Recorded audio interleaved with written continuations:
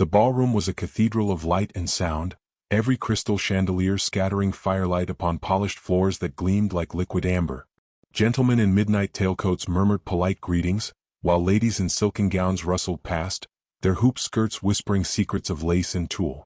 Music floated through the air, a delicate waltz that seemed to hold the breath of the entire city, yet amidst the elegance, a storm brewed unseen. She had entered with all the poise of a practiced debutante, though her heart thudded against her ribs like a caged bird. Lady Evelyn Hartwood, though praised for her beauty in every circulating journal and whispered compliment, carried an unease that only the keenest observer could detect. Her gown, of the palest ivory, clung to her slender shoulders before flaring in cascades of satin and lace, the hue accentuating the rose in her cheeks and the tremor in her hands. She moved with deliberate grace, yet every step felt like a negotiation with fate, as though the polished floor beneath her feet might betray her at the slightest misstep. Across the room, framed by an arch of gilded mirrors, he watched. Lord Sebastian Blackthorne, heir to one of the grandest estates in the county, was a figure carved from marble and shadow. His countenance was at once commanding and inscrutable, dark eyes tracing her every movement with a mixture of curiosity, irritation, and something far less definable. Society whispered of his arrogance and his sharp tongue. Rivals spoke of him as a storm wrapped in velvet. Yet in that brief, incendiary glance, it became clear that the tempest in his eyes was reserved for her alone. A rivalry born of past encounters simmered between them, each word previously spoken, each slight remembered, setting the stage for the unfolding spectacle. The air thickened with anticipation, as if the very chandeliers trembled in response to the unspoken tension. Evelyn's aunt, Lady Constance, who prided herself on discretion and dominance in equal measure, guided her niece through the throng of admirers, her gloved hand firm upon Evelyn's elbow. Yet no amount of guidance could steady the quiver of dread that ran through Evelyn's limbs, for she knew the whispers already circulating. Sebastian had returned from London as enigmatic and formidable as ever, and her past indiscretions, an ill-timed remark, a misunderstood gesture, were ripe fodder for scandal. As Evelyn approached the center of the ballroom, the swell of music swelled, drawing all eyes to her like a tide. Her pulse quickened, each note echoing against the walls lined with painted portraits of ancestors who had long since judged from beyond their gilded frames. Then, in an instant as cruel as it was swift, the heel of her delicate slipper caught upon the hem of her gown. A gasp rose, sharp and collective, as the fabric betrayed her, sending her sprawling toward the marble threshold where Sebastian stood, a statue of poised surprise. Time seemed to fracture. The world became a tapestry of panic, glances, and gasps, the music reduced to a muffled drone beneath the pounding of Evelyn's heart.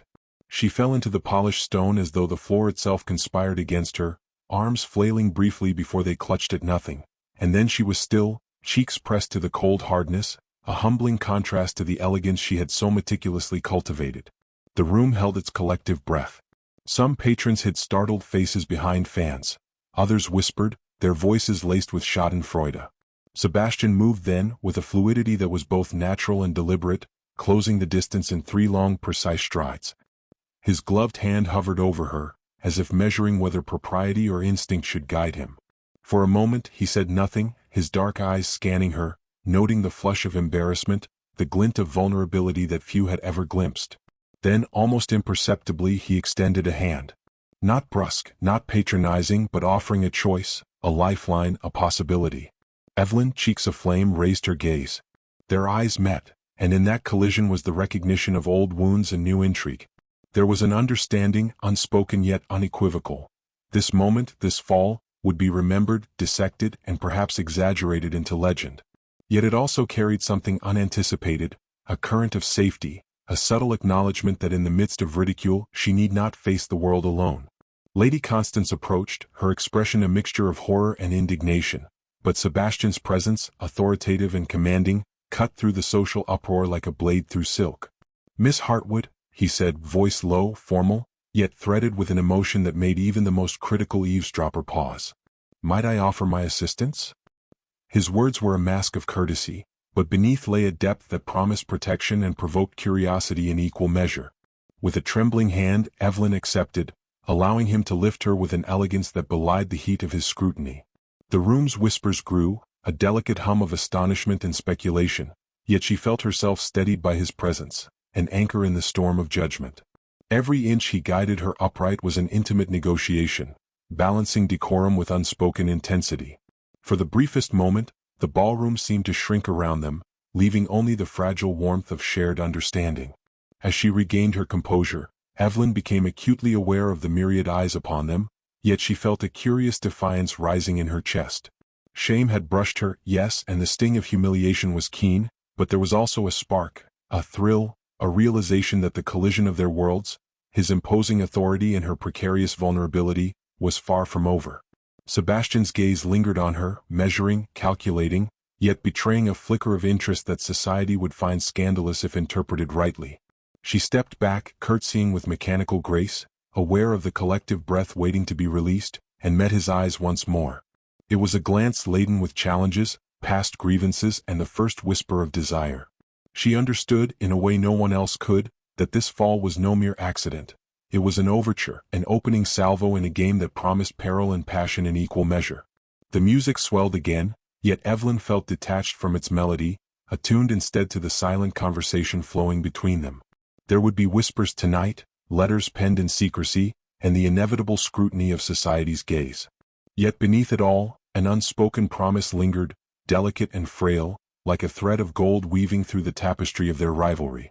And then, as the candlelight flickered against the gilded mirrors, Sebastian inclined his head ever so slightly, a gesture both courteous and possessive, before turning back to his circle of admirers. Evelyn, standing amid the swirl of silk and whispered gossip, felt a tremor of anticipation ripple through her. This was no ordinary encounter, no trivial embarrassment to be laughed at and forgotten. It was the ignition of something neither of them fully understood, a collision of wills and hearts that would, in time, demand reckoning. And yet, even as she adjusted her gown and lifted her chin with renewed dignity, Evelyn could not ignore the pulse of apprehension that lingered, a quiet question echoing in the chamber of her mind. If he had merely extended a hand out of courtesy, would that have been the end of it, or was this the beginning of a challenge far greater than either of them could yet imagine? The morning after the ballroom incident, the city was abuzz with muted gossip and discreet speculation. Whispers followed Lady Evelyn Hartwood like shadows, curling around corners and gliding through the hushed halls of her family estate. She moved through the drawing room with deliberate composure, her fingers grazing the edges of polished mahogany as though seeking balance in the familiar, quiet world she commanded at home. Yet beneath the calm exterior, a current of unease rippled through her every thought, stirred by the memory of Lord Sebastian Blackthorn's dark, assessing gaze. It was not merely the fall at the threshold that unsettled her. It was the way he had extended that hand, the faint tightening of his jaw, the subtle arch of a brow that suggested interest laced with challenge. She could still feel the pulse of the room receding, the society murmurs fading as if they had been muted by an invisible hand, leaving only the weight of his attention upon her. And so, when a discreet envelope arrived at the estate later that morning, sealed with the black wax of his family crest, Evelyn felt her pulse quicken, a mixture of curiosity, dread, and an unbidden thrill. Inside was a single camellia, its petals pristine, accompanied by a brief note in Sebastian's exacting hand, "For your grace and dignity, which were not diminished by circumstance." It was neither declaration nor insult, neither advance nor slight, yet it carried the unmistakable imprint of his mind, measured, deliberate, and provocative. Evelyn held the bloom to her cheek, inhaling its subtle fragrance, feeling a flicker of warmth in her chest that both startled and pleased her. The gift was audacious in its subtlety, a challenge wrapped in civility, and it forced her to confront feelings she had long denied: admiration, fear, and something dangerously akin to longing. The days that followed were a delicate choreography of appearances and avoidance. At garden parties and afternoon teas, she found herself brushing against him more often than decorum should allow, their encounters electric with unspoken tension. He observed her with the meticulous scrutiny of a man accustomed to command, and she navigated the minefield of society with a newly acute awareness of his presence. Every glance held the potential to ignite scandal. Every polite bow could be twisted into insinuation by the ever-watchful eyes of the tongue. Yet beneath the scrutiny, a strange intimacy began to take root, quiet as a shadow, delicate as the lace at her wrists. One afternoon, as she walked along the manicured paths of the Hartwood estate gardens, a carriage rumbled past, its polished wheels scattering gravel, and there he was, Sebastian, standing beneath a spreading oak as if the world itself had conspired to place him in her path. His eyes met hers across the distance, a silent greeting that carried both amusement and gravity. Evelyn's hand tightened upon the parasol she carried, her knuckles whitening, yet she found herself unable to look away. In that brief, suspended moment, it was not society, not gossip, not propriety that defined them, it was the magnetic pull of old rivalry refined and sharpened by curiosity and desire. Days later, a minor scandal threatened to unravel her newfound equilibrium. A visiting cousin, less discreet than necessary, mentioned her encounter with Sebastian at a luncheon, embellishing details for dramatic effect. Rumors swirled. Had he offered more than a hand? Had her composure betrayed a hidden infatuation? Though Evelyn remained outwardly unshaken, inside a tempest roiled. She felt her dignity waver, yet she also felt a strange exhilaration at the notion that he, too, was the subject of scrutiny. She was not alone in this invisible theater. The stage had expanded to include him, and their dance of observation and subtle defiance had begun in earnest. The evening of the second ball arrived with the sky streaked in pink and amber, clouds catching the last of the dying sun as if nature itself conspired to heighten the drama of the night. Evelyn had chosen a gown of delicate silver, the folds catching light in shimmering whispers, the sleeves cut with precise elegance to showcase her slender arms. Her hair, arranged in soft spirals pinned with pearls, caught the glow of the candelabra as she entered the grand hall. And there, across the sea of faces, Sebastian awaited, his dark silhouette framed by the wide-open doors, the hint of a smirk playing at his lips as though he knew precisely the effect of his gaze. It began with the small gestures, those subtle collisions of attention that left the world around them blurred. A brush of the gloved hand against hers as she passed, the shared glance across a crowded room, the courteous inclination of the head that spoke volumes to the attuned eye. Society would have called these trivialities. She, however, recognized the language beneath them. Each action was deliberate, a carefully measured move in a private chess game played in public, an intimate exchange cloaked in propriety. Yet the threat of scandal never truly faded. During the supper that evening, a well-intentioned, if nosy, aunt approached with thinly veiled concern. "Miss Hartwood," she murmured, "one must exercise caution. Lord Blackthorn's attentions, they have a tendency to provoke comment." Evelyn's cheeks flamed, yet she met the gaze of the speaker with quiet poise, refusing to betray the flutter in her chest. Sebastian, noticing the exchange from across the table, inclined his head in subtle acknowledgement, a silent promise that he understood the precariousness of their position. Later, when the ball had reached its zenith and the orchestra strains had become a gentle whisper, Sebastian appeared at her side with the ease of inevitability. "Miss Hartwood," he said, voice low and intimate despite the crowded room, "it seems society would rather see us fall than rise, yet I find myself incapable of ignoring the truth that persists between us." His words were neither boast nor threat, merely a statement of fact, measured and deliberate, carrying the weight of both challenge and confession. Evelyn felt the heat of embarrassment, the thrill of recognition, and the undeniable spark of something more profound than rivalry. She responded with a measured incline of her chin, her pulse quickened, and a smile that balanced courage with discretion. Their shared understanding was complete. They were bound by circumstance, by curiosity, and by attention that neither could yet name aloud. It was a delicate equilibrium, a subtle war of glances, gestures, and the carefully concealed thrum of passion beneath the surface. The night pressed on, and as candles guttered and shadows lengthened, Evelyn felt the weight of the coming days, the delicate promise of exchanges yet to come, and the thrill of a connection society would never condone. And as she prepared to leave the ballroom, Sebastian's presence at the threshold caught her in a glance that lingered far too long for propriety. His gloved hand rested upon the doorframe, his eyes dark with calculation, amusement, and a hint of something more perilous. Evelyn, drawing in a steadying breath, felt a jolt of anticipation. There would be more gifts, more whispers, more daring gestures, and she knew, and neither of them could yet predict who would claim victory, or surrender entirely. With a thrill she could scarcely name, that the next encounter would shift the balance irrevocably. The game had begun in earnest. The evening air was thick with the scent of lilac and damp earth, rain having fallen lightly just hours before, leaving the gardens glistening like scattered gemstones beneath the waning moonlight. Lady Evelyn Hartwood moved along the gravel path with measured steps, her silver slippers crunching softly against the damp stones, her cloak drawn close to ward against the chill. Every rustle of silk and whisper of the breeze seemed magnified in the quiet, and in the distance she saw him, Lord Sebastian Blackthorn, waiting beneath the wide boughs of an ancient oak, the shadows of its leaves dancing across his sharp features. His presence, though composed, carried a weight that made her pulse quicken, a mixture of trepidation and longing she could no longer deny. He inclined his head in greeting, the gesture formal yet intimate, and for a moment the world beyond the garden ceased to exist. The ton's scrutiny, the endless gossip, the whispers of scandal, all of it was irrelevant here. In the soft glow of lanterns, with raindrops clinging to the leaves like tiny prisms, they were no longer constrained by society's expectations. Here they were simply two hearts recognizing each other across the vast expanse of pride, fear, and past grievances. Evelyn's hands trembled slightly beneath her cloak, betraying the composure she had carefully cultivated for weeks. "Miss Hartwood," he said, his voice low, a velvet thread against the night, "you must forgive my persistence. I cannot help but seek these moments where pretense falls away, where truth might be spoken without the weight of judgment." His eyes, dark and penetrating, held both sincerity and the faintest edge of mischief. Evelyn felt herself responding not with words, but with the subtle inclination of her chin, a gesture that acknowledged both his presence and the daring intimacy of their meeting. They walked together along the garden paths, speaking softly, each word measured and deliberate, yet carrying an intensity that neither could ignore. Sebastian's questions were curious, probing, not for idle knowledge, but to uncover the woman beneath the poised exterior. Evelyn's answers were careful, yet honest, revealing glimpses of fear, ambition, and the private hopes she dared not speak aloud.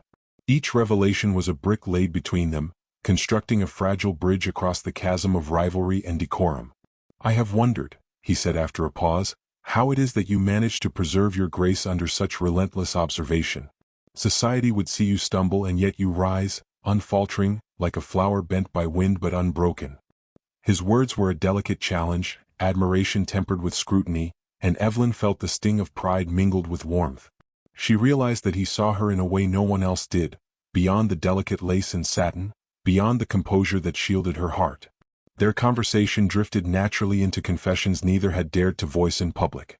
She spoke of the suffocating expectations of her family and peers, the invisible cage of propriety that often left her breathless. He revealed the weight of his own inheritance, the constant balancing of duty and desire, the moments when the world demanded detachment he could scarcely maintain. Each disclosure, though subtle, deepened their understanding, binding them in a tapestry of empathy, vulnerability, and the faintest spark of mutual intrigue. As they paused beneath the oak, the moonlight catching droplets on the leaves, Sebastian extended his hand, not in formal courtesy, but in a gesture of trust, delicate yet daring. Evelyn's fingers brushed his, a contact so fleeting it might have been dismissed, yet it sent a current through her that she could neither contain nor articulate. In that instant, rivalry and resentment fell away, replaced by a fragile intimacy that both frightened and exhilarated her. They were discovering, cautiously, that admiration could coexist with disdain, that desire could emerge from confrontation, and that trust might bloom in the most unlikely soil. The night deepened, shadows pooling beneath the hedges and lanterns, yet neither moved to leave. Words had given way to silence, yet in that silence, conversation persisted. Their eyes spoke volumes, the tilt of a brow, the twitch of a lip, the soft inhalation of breath that carried anticipation, uncertainty, and the faintest promise of connection. Evelyn felt herself leaning into the quiet, savoring the electric potential that hovered between them, aware that any misstep could shatter the delicate equilibrium they had begun to construct. Then came the small, audacious gesture that would etch the evening into memory. Sebastian reached into the pocket of his coat and produced a simple handkerchief, finely embroidered, and offered it to her. "For your comfort should the world grow too unkind," he murmured, his tone measured yet intimate.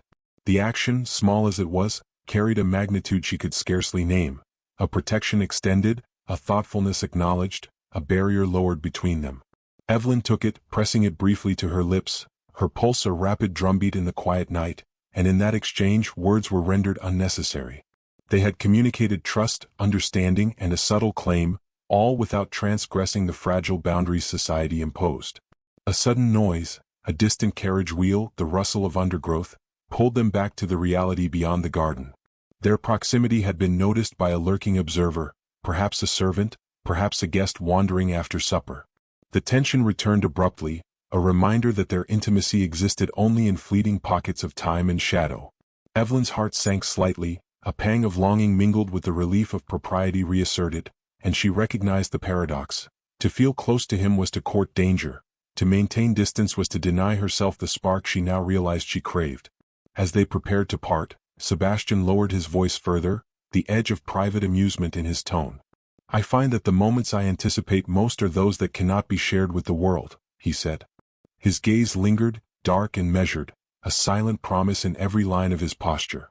Evelyn nodded, words failing her, and for a brief second, they simply regarded one another. The universe narrowed to the space between them, each heartbeat an echo of the unspoken. Finally she stepped back, the shadows of the garden reclaiming their formality, and whispered a curt, polite farewell. Sebastian inclined his head with a gravity that belied the faint amusement in his expression, and as she moved away she felt both the ache of loss and the anticipation of future encounters. Every step toward the estate carried the weight of reflection, the truth of her feelings, the danger of social censure, and the undeniable pull of a connection that defied simple categorization. And as the moonlight waned behind clouds, Evelyn glanced back over her shoulder, her gaze meeting his across the distance once more. There was a promise in that glance, subtle yet unyielding, that their story was only beginning. The garden, now silent except for the whisper of leaves and the lingering fragrance of lilac, had become a crucible for revelation, a place where rivalry and yearning intertwined, where dignity and desire collided, and where the first true intimacies of heart and mind had been laid bare. Yet even as she stepped into the safe light of the estate, a quiet apprehension lingered. If their private confessions were discovered, if society learned of the delicate trust, and sparks of passion shared beneath the oak, what ruin might follow?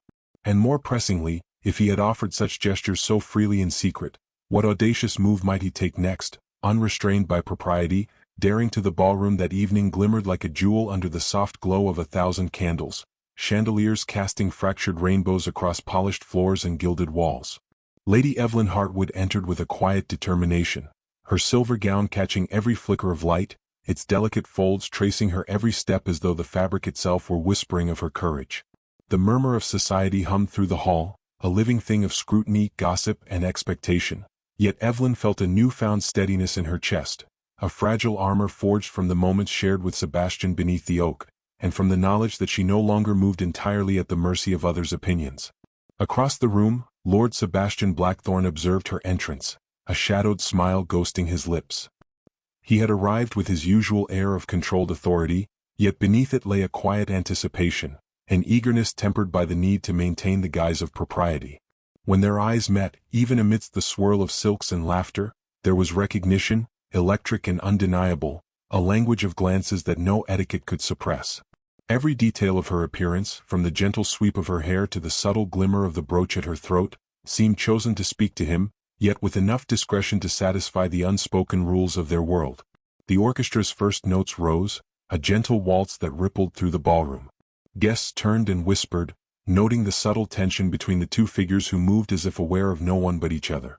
Evelyn felt a tremor of excitement, mingled with a trace of apprehension, for tonight would demand more than glances and half-spoken words. Tonight, propriety would be tested, and society's judgment would clash with the undeniable pull of hearts that had begun to recognize one another with startling clarity. Sebastian approached, his steps measured, eyes never leaving hers. "Miss Hartwood," he said softly, a voice carrying both command and warmth, "may I have this dance?" There was a weight to his request, a challenge wrapped in civility, and Evelyn understood immediately that to accept was to stake a claim, subtle yet irrevocable, against the scrutiny of all assembled. With a small nod, she extended her hand, allowing him to lead her into the center of the swirling dancers, the world narrowing until only the press of shoulders, the glide of hands, and the soft music existed. Their movement was seamless, the choreography of the waltz reflecting the growing intimacy between them. He guided with assurance, yet with a lightness that spoke of attentiveness, his gaze capturing every subtle shift in her expression. Evelyn, in turn, allowed herself to respond with the smallest of gestures, the tilt of her head, the flicker of a smile, the gentle pressure of her hand against his, each an intimate declaration within the polite constraints of their society. The dance became a conversation without words, a language of longing and acknowledgement that transcended whispers and judgment. As the music swelled, a scandalous murmur rippled through the crowd. A rival suitor, one of the many who had long coveted Evelyn's hand, leaned forward with exaggerated curiosity, seeking to draw attention to their proximity. "How extraordinary," he murmured loud enough to reach nearby ears, "that Lady Hartwood dances so closely with Lord Blackthorne. One wonders what conversations accompany such familiarity." Gasps echoed through the circle of observers, a delicate symphony of curiosity and censure. Evelyn felt the familiar prick of embarrassment, Yet beneath it surged a quiet defiance, a recognition that Sebastian's presence transformed the sting into a shield. Sebastian's response was subtle yet commanding. He inclined his head toward her, a gesture of protective intimacy, and whispered, "Do not heed them. Only we understand the truth here." His words, barely audible over the swell of music, carried the gravity of a promise and the thrill of rebellion, and Evelyn felt a flush of warmth and exhilaration, the delicate tension of secrecy intensifying the bond they had nurtured in shadows. As the dance ended, Sebastian led her toward the edge of the ballroom, where flickering candlelight cast long dramatic shadows across their faces. He took a measured breath, his hand still holding hers lightly, and spoke with a clarity that commanded both attention and admiration. "Lady Hartwood, it has become increasingly evident to me that propriety and social expectation cannot govern the truth of what exists between us.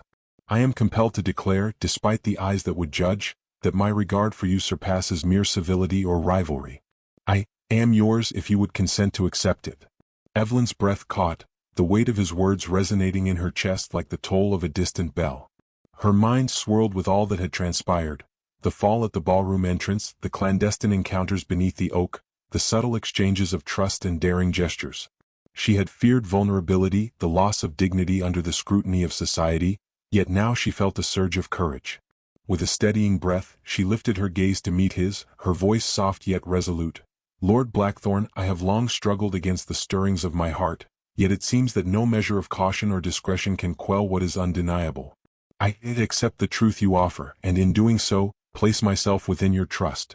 A hush fell over the nearby spectators, though most were too polite, or too shocked, to intrude upon the intimacy of the moment.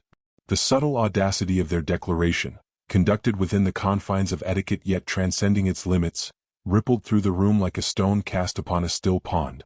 Glances flickered, whispers surfaced and faded, and somewhere in the distance, the orchestra shifted to a gentler strain, as though the music itself had recognized the emotional turning point. Sebastian's dark eyes softened, the fierce command of his presence giving way to tenderness, a rare glimpse of the man beneath the social armor. He brushed a stray curl from Evelyn's cheek with the gentlest of touches, a gesture as much about connection as about assurance. She felt a tremor pass through her, the collision of pride, longing, and relief creating a complex rhythm in her chest.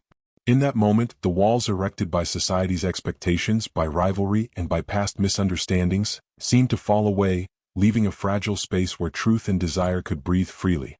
Yet even amidst triumph, tension lingered.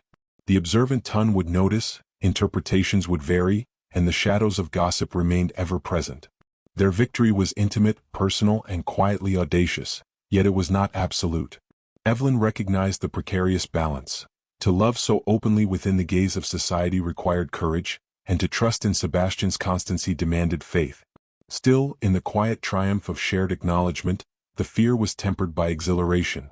As they stepped back, hands still entwined, the soft glow of candlelight playing across their features, Evelyn felt the weight of the evening settle upon her, a mixture of relief, anticipation, and the lingering thrill of rebellion. The world around them resumed its ordinary cadence, yet a subtle shift had occurred, imperceptible to all but themselves. A bond had been forged, tempered in vulnerability, acknowledgement, and daring, one that neither rumor nor scandal could easily sever.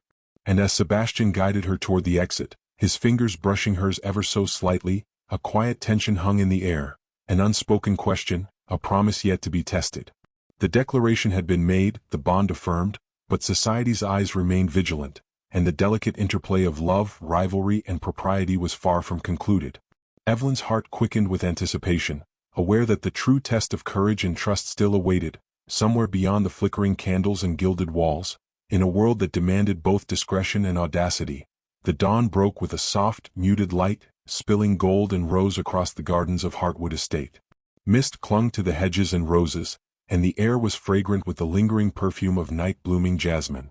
Lady Evelyn Hartwood walked along the garden paths with deliberate serenity, her silver gown now replaced by a simpler morning dress, its delicate fabric swaying with each step. Though calm in appearance, her heart still throbbed from the events of the previous evening, from the declaration that had so audaciously bridged the gulf between propriety and desire.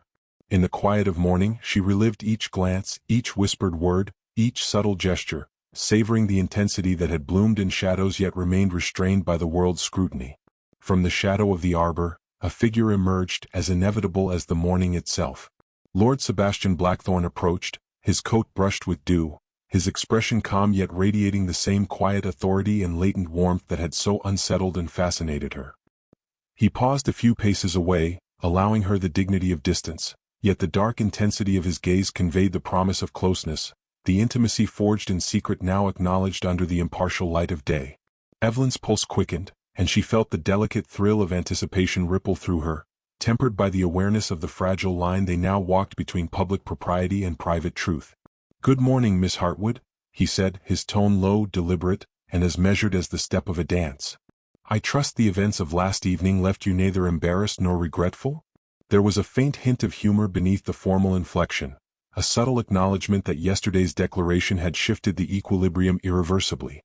Evelyn lifted her gaze to meet his, her eyes steady, cheeks faintly flushed, and responded with quiet dignity. "Lord Blackthorne," she began, her voice measured, yet carrying the echo of emotion he had stirred in her, "if embarrassment were to arise, it would be tempered by the honesty of your intentions. And regret, I find none." Her words, poised yet intimate, bridged the gap between formality and confession, affirming that the private truths nurtured in shadows could endure in daylight. They walked together along the stone paths, the garden now bathed in golden light, the dew sparkling like scattered diamonds. Each step was deliberate, a continuation of the subtle choreography that had begun in the ballroom and had matured beneath the oak. Sebastian's hand hovered near hers, close enough to suggest connection yet distant enough to respect the boundaries of society. Evelyn felt the tension of anticipation, the delicate thrill that comes from acknowledging something profound yet unspoken. As they reached the fountain at the garden's center, Sebastian paused, letting the gentle ripple of water fill the quiet. He turned fully to her, eyes dark and unwavering. "Evelyn," he said, his voice low, measured, carrying a gravity that made the heart quicken, "our bond, fragile as it may seem to the world, is something I will not relinquish lightly. I have long observed the walls you maintain, yet it has become clear that those walls are no match for truth and loyalty." His words, carefully measured yet imbued with the warmth of feeling, conveyed not merely passion, but devotion shaped by respect and understanding. Evelyn's breath caught. The careful decorum she had preserved all her life felt simultaneously comforting and constraining. She realized with a quiet certainty that Sebastian's intentions were both a challenge and a sanctuary. "I have struggled with propriety and expectation," she admitted, her voice soft but firm, "yet I recognize now that the truth between us is not a matter for concealment. It is something to be honored, however the world may react." Her admission, sincere and measured, was a pledge of trust, a declaration that the delicate intimacy they had nurtured in private would not be dismissed by fear or gossip. A sudden stir in the garden caught their attention. Guests, who had risen early for a morning stroll, paused at the edge of the path, their whispers betraying curiosity and astonishment at the apparent closeness of the two figures. Sebastian's posture remained composed, yet there was an unmistakable edge of protective defiance. He took a deliberate step closer to Evelyn, a subtle claim that was at once intimate and dignified, signaling that the delicate equilibrium between society and personal truth would be guided by their own measure. In the soft light, he extended his hand fully, not merely in polite courtesy but as an invitation, a gesture that bridged vulnerability and assurance. Evelyn hesitated briefly, aware of the observers, aware of the risk, yet compelled by the trust and desire that had grown between them. She placed her hand in his, and the contact, though gentle, conveyed a profound intimacy, the affirmation of connection, and the courage to defy social expectation without defying dignity. A faint breeze stirred, lifting strands of hair and carrying the fragrance of jasmine and roses. Sebastian's gaze lingered, dark and penetrating, yet softened by the rare display of tenderness.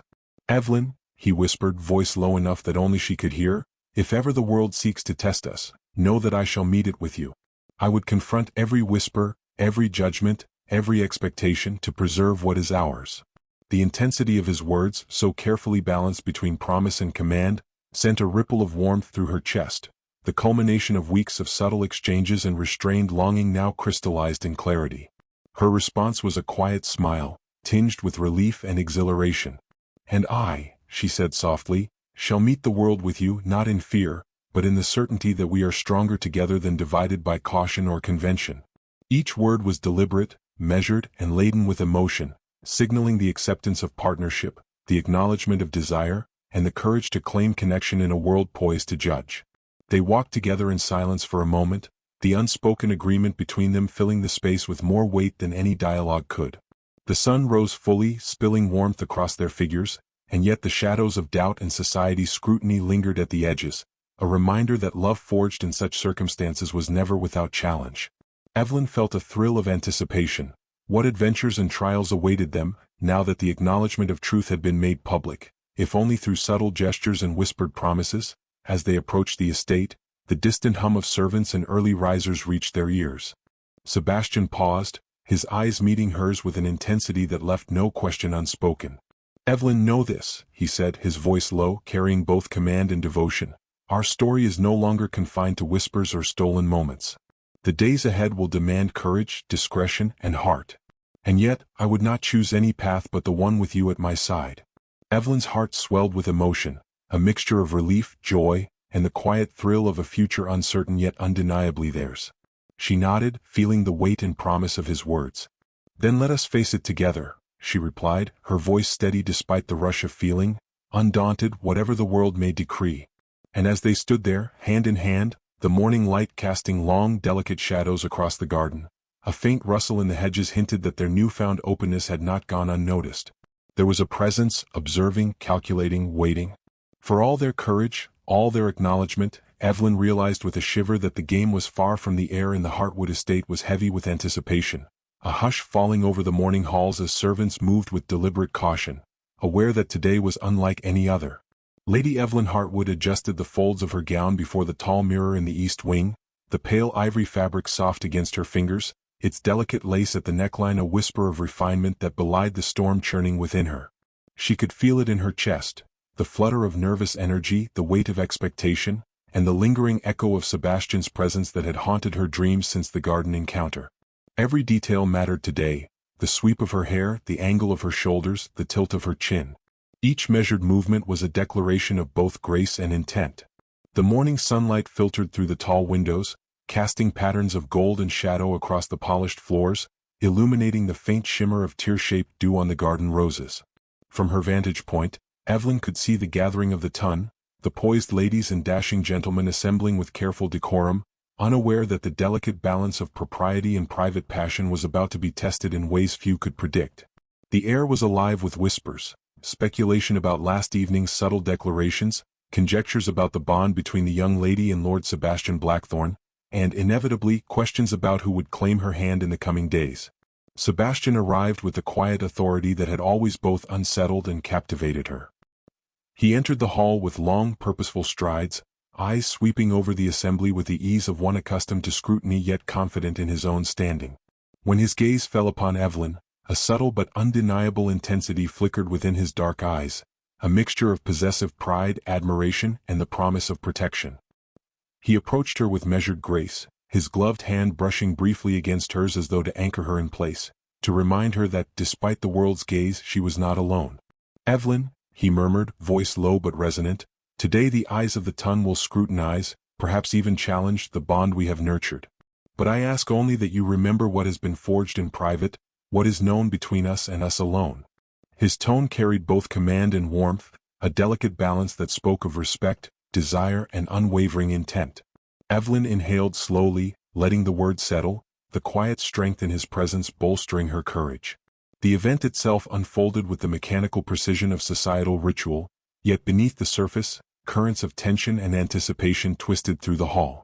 Gentlemen offered their bows, ladies inclined their heads, and every gesture was observed, analyzed, and catalogued in the minds of those present. Yet Evelyn and Sebastian moved with a quiet defiance, a subtle choreography of glances, touches, and measured movements that communicated far more than polite acknowledgement. Each small interaction was a claim of proximity, a negotiation of power and intimacy, a deliberate challenge to those who would interpret their connection merely as coincidence or decorum over, and that the true test of trust, loyalty, and love had only just begun. It was during the midday gathering in the sun-drenched drawing room that the first true test arose. A distant cousin of Evelyn, young and insufferably curious, stepped forward with exaggerated innocence, a playful yet pointed smile on her lips. "Lady Hartwood," she said, voice lilting, "surely you have noticed Lord Blackthorne's attentions? One cannot help but wonder if your association is entirely innocent." Her eyes darted toward Sebastian, seeking confirmation or perhaps mischief, and the gathered guests stifled murmurs of anticipation. Evelyn's pulse quickened, her composure momentarily strained. Yet in Sebastian's eyes she found calm, a steady, reassuring presence that seemed to whisper, "We are not bound by their whispers." He inclined his head slightly, acknowledging the accusation without word or defense, and Evelyn felt her confidence return.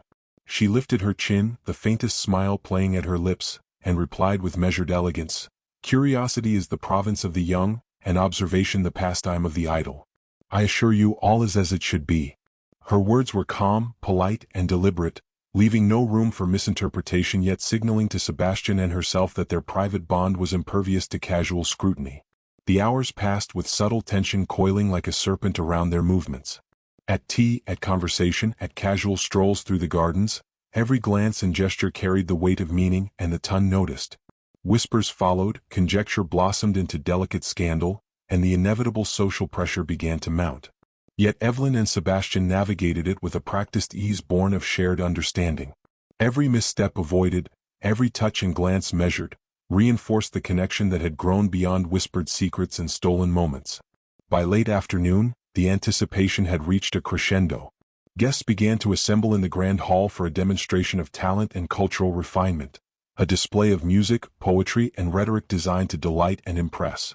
Sebastian's eyes never left Evelyn, a silent promise threading between them, and she returned his gaze with a quiet acknowledgement of shared strategy and resolve.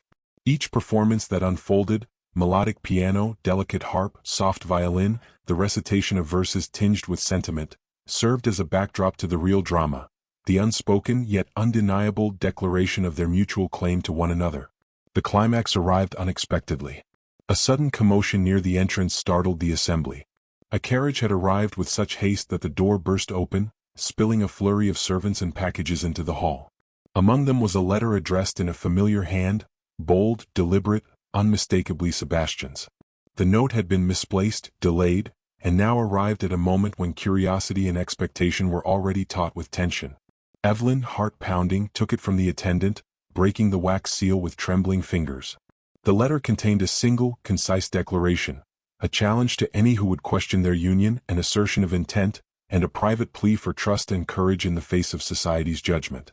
The crowd murmured in shock at the sudden arrival, speculation igniting like dry tinder, yet Evelyn's attention remained focused on the words. She felt the warmth of determination surge through her, the thrill of audacity mingling with a deep, abiding trust.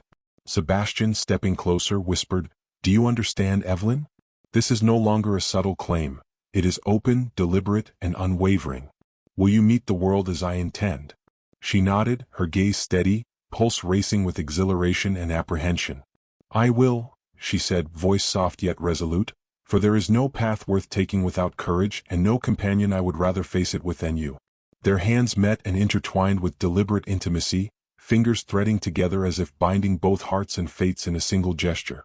The observers, sensing the gravity of the moment, fell into silence, the room heavy with anticipation. Whispers ceased, eyes lingered, and the unspoken drama that had built over weeks reached its zenith. Evelyn felt the weight of every glance, every expectation, and yet beneath it all, she experienced the quiet elation of autonomy, agency, and love tempered by courage and dignity. Sebastian drew closer, the formalities of society momentarily eclipsed by the urgency of intent. "Evelyn," he said, voice low and unyielding, "let no interference, no whisper, no shadow of doubt undermine what we have claimed. Stand with me, openly and without fear, and let the world recognize what has been forged in trust, in respect, and in desire." The tone carried authority, passion, and a magnetic command that made the heart quicken and the mind sharpen. Evelyn lifted her chin, her eyes locking with his, and in that moment the tension, the anticipation, the whispered stakes of society all condensed into clarity. "I stand with you," she said, voice unwavering. "In public, in scrutiny, in challenge, and in triumph. Our bond will not be obscured, for it is truth and courage that define it." The words resonated through the hall, a declaration that rippled through the ton, leaving a trail of astonishment, admiration, and whispered envy. As they stood together, hand in hand, the morning light casting its soft glow across the hall, a sudden rustle at the edge of the room drew their attention. A figure, previously hidden in shadow, stepped forward, one whose intentions were unknown, whose observation had been careful, deliberate, and possibly dangerous. The moment froze, tension thickening in the space between breath and action, and Evelyn felt a shiver of anticipation. Even in triumph, even in the clarity of their declaration, the story was not yet complete. And so, in the golden morning light, amidst whispers, gasps, and the brilliance of social scrutiny, Evelyn and Sebastian remained resolute. Their bond had been tested in private, declared in public, and yet a single unseen observer hinted that the next chapter of challenge, passion, and revelation was already poised to unfold. The stakes were higher, the emotions raw, and the connection between them more profound than ever, but the final test of trust, courage, and love awaited, just beyond the edges of perception, ready to reshape everything they had claimed.